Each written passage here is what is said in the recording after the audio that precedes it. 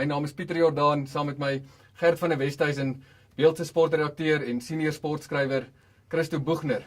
Yes, Pieter, ek het baie lanklaas in my lewe sulke swak rugby gesien. Dit was eintlik 'n absolute gemors. Selfs die Stormers wat nou bly is oor hulle gewen het. As jy bly is oor daai oorwinning, sjoe. Ek kan net nie verstaan dat die rugby so swak is nie. Julle moet help hierso.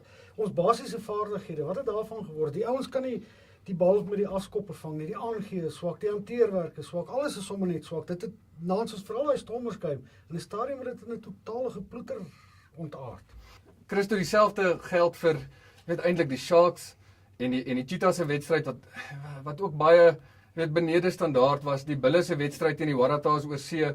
Tog lê die Sharks as die enigste van ons spanne onder die top 8 van die punteleer. Dis 'n bekommernis. As die Bulls dink ek nog een wedstryd verloor, is dit ook neusie verby vir hulle. Wat doen die Sharks anders as die res van ons spanne? Wel Pieter, ek dink die enigste iets wat hulle beter doen as iemand anders, hulle verdedig goed.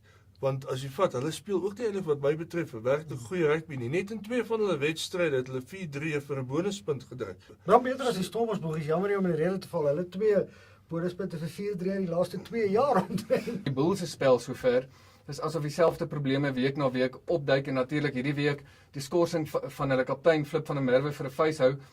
Dit reflekteer nie goed op 'n span veral as sy kaptein geskort word vir dissiplinêre sake nie. Christo, waarheen dink jy van hier af vir die Bulle? Hulle het nog een toerwedstryd oor en hulle kan nie bekostig om te verloor nie.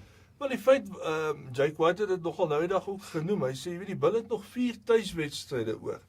En hy is byvoorbeeld self iemand wat nie dink die Bulle moet heeltemal nou al uit berekening gelaat word en so nie. In die Engelse Premier Liga sokker was daar hierdie week baie sprake van of baie gepraat oor die afdanking van David Moyes wat Alex Ferguson opgevolg het. Ferguson wat ek dink sedert 1986 in die stoel was daar.